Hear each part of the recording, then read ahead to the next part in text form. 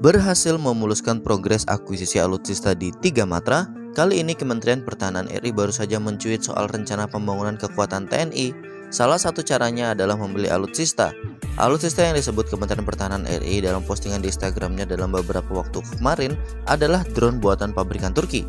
Belum lama ini, Kepala Staf Angkatan Laut Laksamana TNI Muhammad Ali menyampaikan rencana pengembangan dan pembangunan kekuatan, di antaranya adalah pembelian drone Akinci dan Anka dari Turki. Namun yang mencuri perhatian adalah alasan mengapa TNI memilih produk dari Turki. Pengadaan drone-drone ini dimungkinkan karena pabrik Baytar Technology dan Turkish Aerospace Industry bersedia bekerja sama dengan PT DI melakukan transfer teknologi.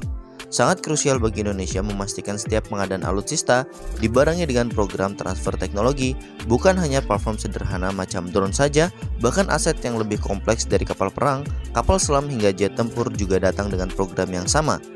Transfer teknologi merupakan upaya penting yang perlu Indonesia jalankan demi kemajuan bangsa, terutama di sektor industri pertahanan. Drone Akinci dan Anka merupakan salah satu sistem UAV yang dikembangkan oleh perusahaan pertahanan Turki, Turkish Aerospace Industry.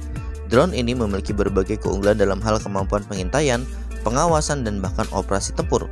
Kualitas dan teknologi yang canggih dimilikinya menjadikan drone ini pilihan utama bagi banyak negara yang sedang meningkatkan kemampuan pertahanannya.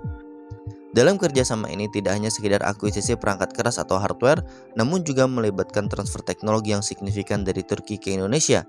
Hal ini mencakup pengetahuan mendalam mengenai desain, pembuatan, dan integrasi sistem drone Akinci dan Anka ke dalam sistem pertahanan nasional Indonesia. Kemitraan ini diharapkan dapat memperkuat industri pertahanan kedua negara dan memperluas jaringan kerjasama di masa depan. Drone Akinci dan Anka dilengkapi dengan berbagai macam sensor dan sistem penginderaan seperti radar, kamera inframerah, dan komunikasi satelit yang memungkinkannya untuk melakukan misi pengintaian dan pengawasan dengan presisi tinggi. Selain itu, drone ini juga mampu membawa beban misi yang signifikan dan dapat diadaptasi untuk berbagai keperluan operasional, termasuk pengawasan perbatasan, pemantauan lingkungan, dan juga operasi militer. Keberadaan drone Akinci dan Anka di dalam arsitektur pertahanan Indonesia dapat memberikan kontribusi yang besar dalam meningkatkan kemampuan pengawasan udara dan respon cepat terhadap ancaman potensial. Dengan teknologi canggih dan kualitas yang teruji, drone ini akan menjadi aset vital dalam menjaga kedaulatan negara serta memastikan keamanan nasional dari berbagai jenis ancaman baik dari dalam maupun luar negeri. Kerjasama ini bukan hanya tentang pengadaan perangkat militer modern, tetapi juga menciptakan ikatan strategis antara Indonesia dan Turki dalam bidang teknologi pertahanan. Agar kerjasama ini dapat terus berkembang tidak hanya dalam drone Akinci atau Anka, tetapi juga dalam bidang-bidang teknologi pertahanan lainnya.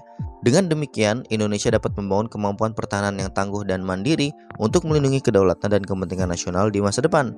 Nah, bagaimana menurut kalian mengenai hal ini? Sampaikan komentar kalian di bawah.